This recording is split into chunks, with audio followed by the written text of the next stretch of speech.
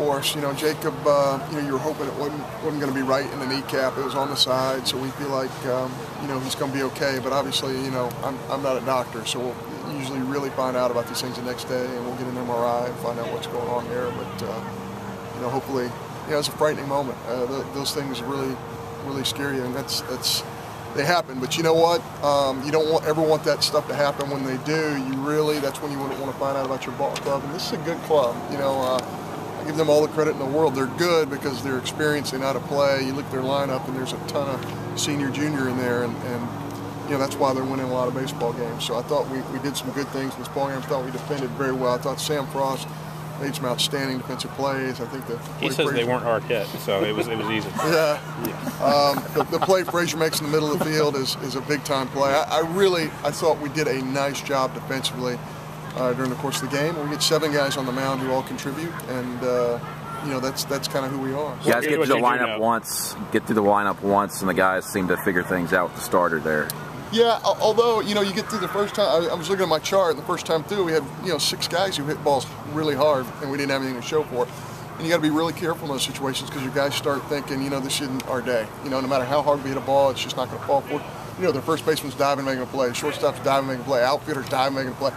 Right fielder jumps over the fence, pulls. I mean, when those sort of things happen in your first 9 ABs, you're thinking, oh dear, maybe this isn't our evening. But again, our kids, it's an older group who just keep competing, and they feel like some positive things are going to happen, and they did. What about Gentry though at the choice right there, and how quickly did you think of that when you saw the ball go off? Well, I think Butch and I both are thinking there's a 7-man right-handed lineup, and Gentry can live off of his fastball.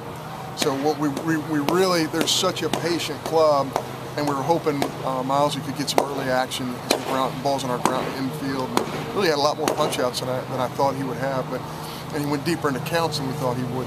But certainly, his longest outing of the year is 20-something pitches, and he goes 63 tonight. So just a great job. It hurts us because probably won't be able to use him the rest of the weekend, but at the same time, plants that seed in his mind. I can do this. I can be extended. And he's pitching against a veteran lineup. He's a freshman, and these are those moments where you say, I can do these things. Is that a indication? I mean, it's not a fair situation for Miles, but you get him through that. You're able to go to a Will Cox. You're able to get through the ball game now when something like that happens to Jacob. Sure, and it really changes things that we're playing 3 this week instead of 4.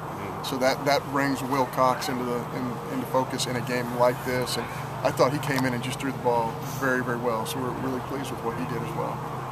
This is the depth of your pitching staff. I guess this would be a testament to that you had to bring a guy in early, and you still got plenty of pitching left for the rest of the weekend. Well, I'm glad you feel that way.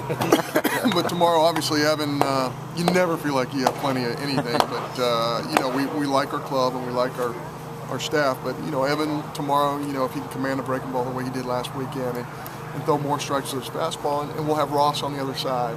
It's a big contrast between those 2 styles and the way they pitch. And we're very hopeful between those 2 guys we can get deep enough into the game to where we can use those last 2 or 3 guys. Are you looking for like a look out of Miles when that happens, where you say, okay, you're in? I mean, it seems like he could have. He's a freshman. He could be like, whoa, this is too big a moment. Matt, that's a great question, and the answer is no. He hasn't flinched once. Butch Thompson says, hey, I know you've been throwing here your entire life, but what do you think about throwing here? Okay.